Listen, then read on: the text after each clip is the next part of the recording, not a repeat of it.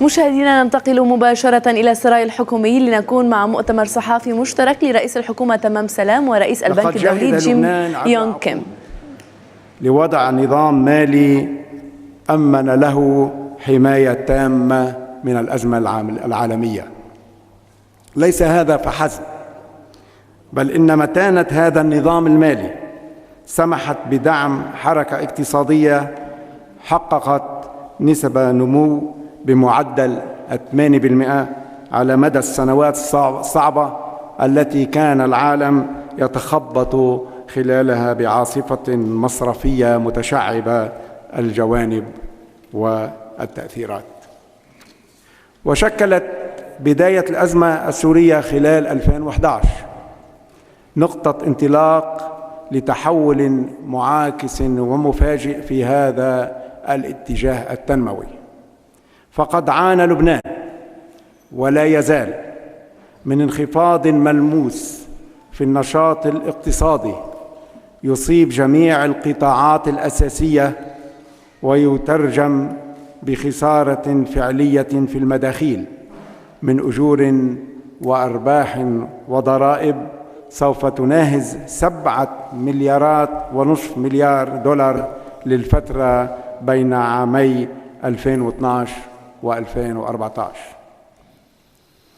وكما تعلمون سعادة الرئيس، قام البنك الدولي بالاشتراك مع مؤسسات الأمم المتحدة المختصة وبناء لطلب من الدولة اللبنانية بمسح تحليلي يظهر التداعيات الاقتصادية والاجتماعية للأزمة السورية على لبنان، وذلك عن طريق مقاربة تسمح بتقدير المفاعيل على كل القطاعات المعنية وكلفتها. وتضمنت الدراسة أيضاً تقديراً لتأثير تدفق النازحين على أداء الخدمات العامة على الصعيدين الوطني والمناطقي. واتضح من هذا العمل أن ما لحق بلبنان من أضرار جراء الأزمة السورية سيتضاعف في حال استمرار تدفق السيل البشري. إن تأثير هذا الوضع ضخم ومتشعب، خصوصاً في الأجواء السياسية الدقيقة التي يعيشها البلد. إننا نعتبر أن أهم التحديات المطروحة أمامنا هو الاستمرار في خلق الأجواء اللازمة لإجراء الانتخابات الرئاسية في أقرب وقت، احتراماً للدستور وتطبيقاً لمبدأ تداول السلطة.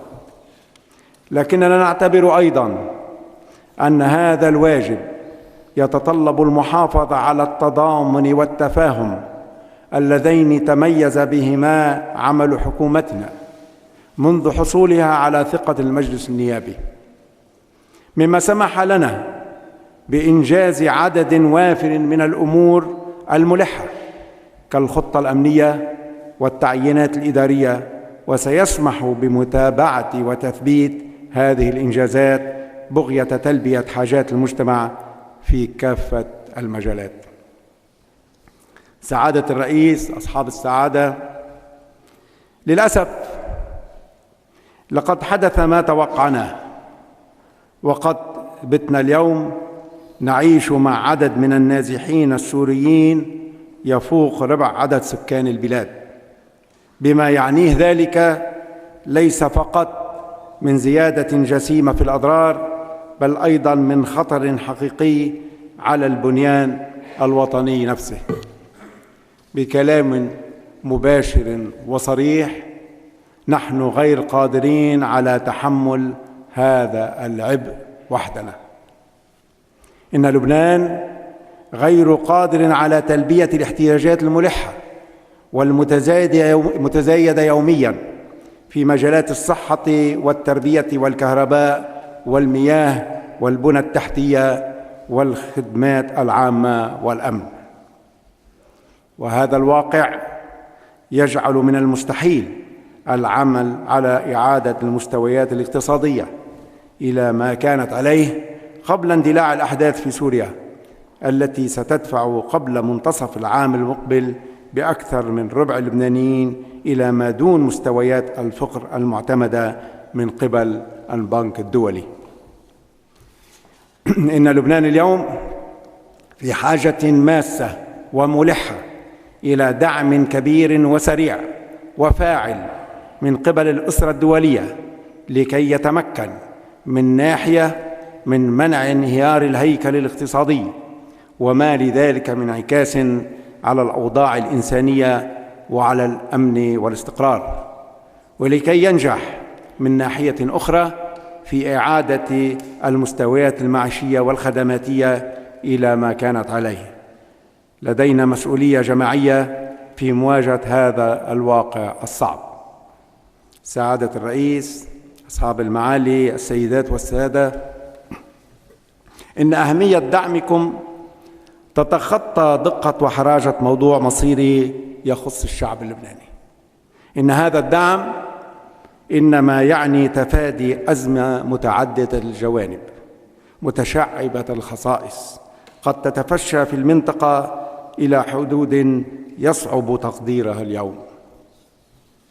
هذا ما دفع مجموعة الدعم الدولية للبنان في اجتماعاتها في نيويورك في أيلول 2013 ثم في باريس 2014 إلى اعتماد آلية تتمحور حول جهاز البنك الدولي التنفيذي وأولويات الدولة اللبنانية. هذه الآلية تتمثل بصندوق ائتماني يهدف إلى تمويل برامج ومشاريع كفيلة بالحد من تدهور الوضع الاقتصادي والاجتماعي والإنساني وتساهم بكبح الانزلاق إلى اضطرابات أمنية. وإني اليوم إذ أؤكد شكري وامتناني للبنك الدولي على ما قام به من جهود وعلى مساهمته النقدية في الصندوق، أود أن أشكر أيضاً النرويج وفرنسا وفنلندا على مشاركتها المبكرة فيه.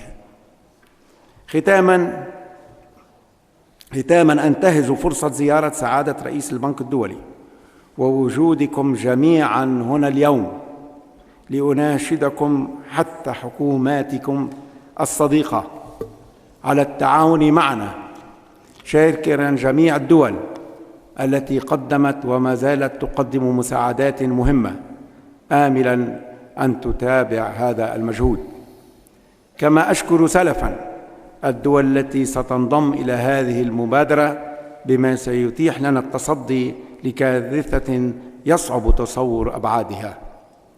سعادة رئيس البنك الدولي، لقد نطقتم بالحق في اجتماع مجموعة الدعم الدولية للبنان في نيويورك في 25 أيلول الماضي حين قلتم: إن لم نتصدى للأزمة فإن لبنان غداً لن يكون لبنان الذي نعرفه اليوم.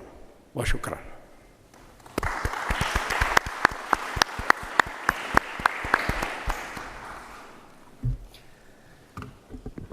Prime Minister Salam, Minister Khalil, members of government, excellencies, and colleagues.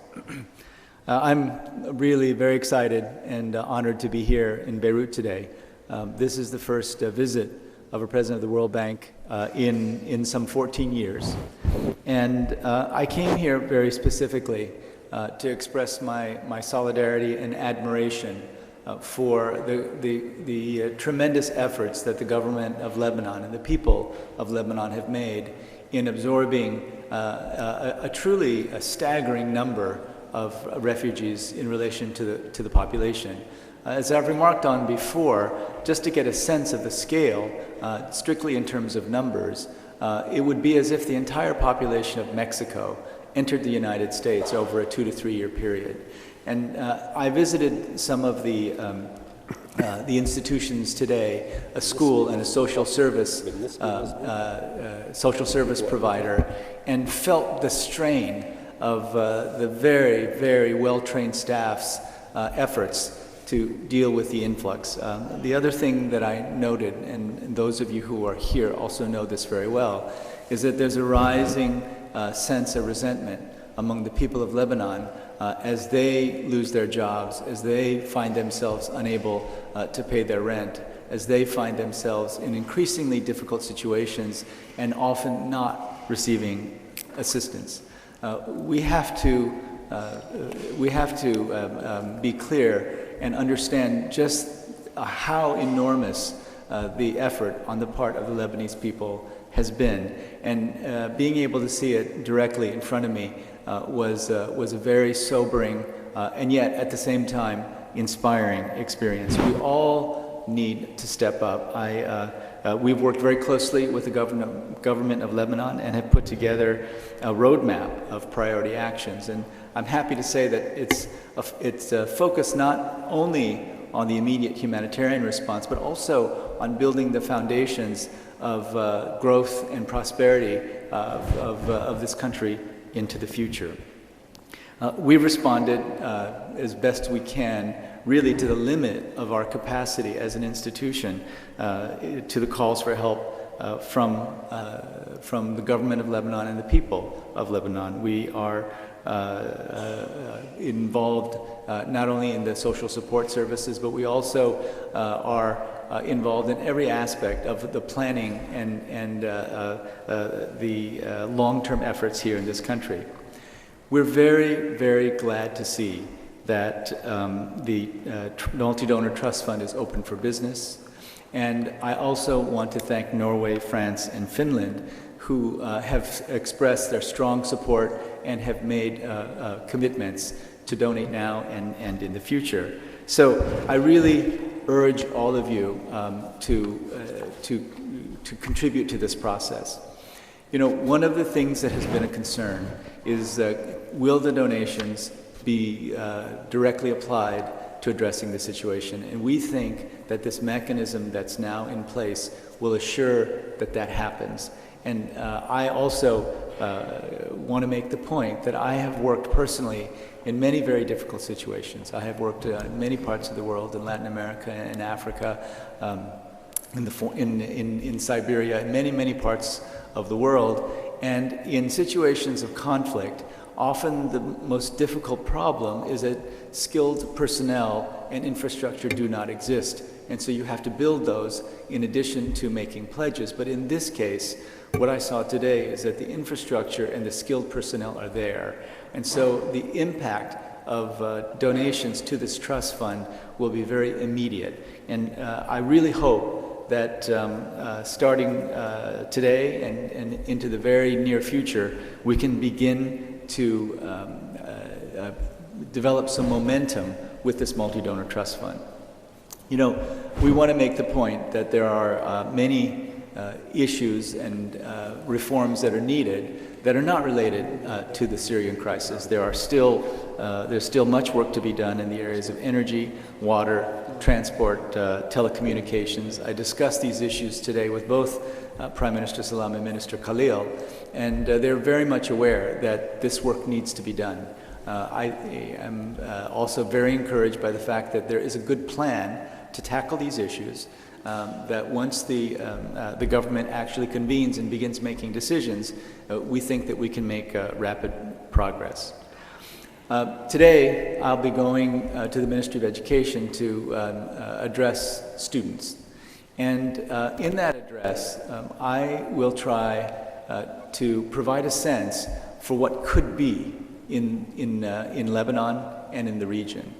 We have to begin preparing for the peace, and we've really got to begin tackling the issues that that go far beyond the immediate humanitarian response. We must focus on the humanitarian response, but we also must begin planning for the peace and working on systems like the educational system, which has been so good in Lebanon for so long, but it has taken some real hits with with the influx of so many refugees. But we also have to ensure that the trust between the government and the people, and the status of women, the long-term reforms that we need in energy, water, telecommunications, that these two are on the path where Lebanon can experience the kind of inclusive economic growth and prosperity that this country so deserves. There's something very special about the courage, resilience, potential, promise, and hope that I've seen here in my short time.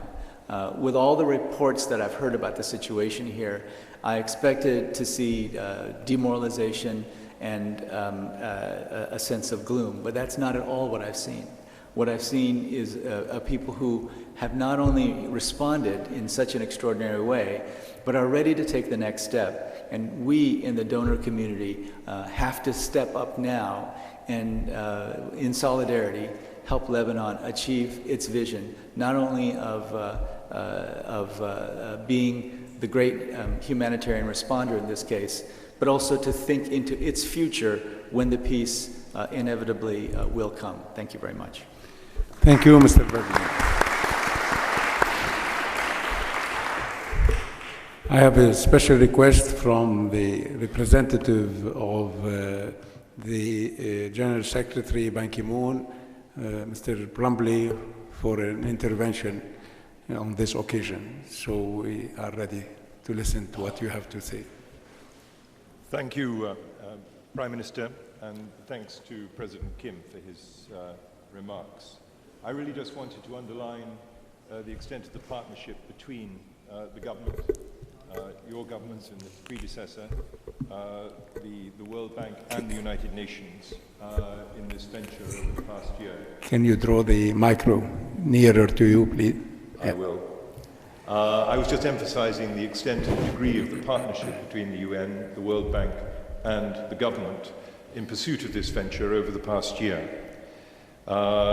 It started with the impact assessment that President Kim mentioned, and the headlines from that are well known. The estimated $2.6 billion cost of the Syrian crisis for the government over 2 years, and the numbers of people who might be pushed into poverty as a result of the crisis. And that assessment, of course, prompted, first of all, the International Support Group meeting, which Secretary General Ban Ki-moon convened in New York in September, which President Kim attended alongside President Suleiman. And that in turn prompted the roadmap to which President Kim referred, which again was developed in collaboration with the government and with the UN country team, members of the UN country team, collectively here in Lebanon. That pointed also to the creation of the trust fund, which President Kim highlighted in his remarks. Since that day, on the 25th of September last year, the truth is that the burden has continued to grow, and we here have all seen it with our own eyes, and the net records it monthly, 50,000 additional refugees seeking registration, I believe, even now, each month. And it's evidenced, as President Kim said, tensions which do exist between refugees and their hosts, particularly in those areas of Lebanon where there are most refugees in Bekaa in the far north. الكثير من التوتر الموجود بين اللاجئين والشعب اللبناني، خصوصا في المناطق التي يتواجد فيها الكثير من اللاجئين في البقاع وفي الجنوب، لكن الشعب اللبناني استقبل هؤلاء بكرم كبير. ونحن سوف نغض النظر عن حالات التوتر التي قد تحدث، لأن الكرم الذي استقبل فيه الشعب اللبناني اللاجئين هو كبير وواضح. لقد رأيت تأثير هذه الأزمة في المدارس، ورأيت تأثيره أيضا على القطاعات العامة كالمياه والكهرباء، لكن الأهم أن يستمر تدفق المساعدات، وأن تكون هذه المساعدات بقيمة الحاجات الكبيرة التي يحتاج إليها لبنان لاستقبال هؤلاء اللاجئين.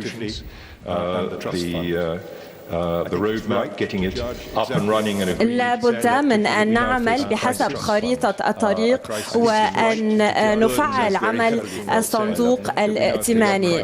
نحن الآن نواجه أزمة كبيرة، العبء كبير جدا على لبنان خصوصا، والحكومة تنظر في سياساتها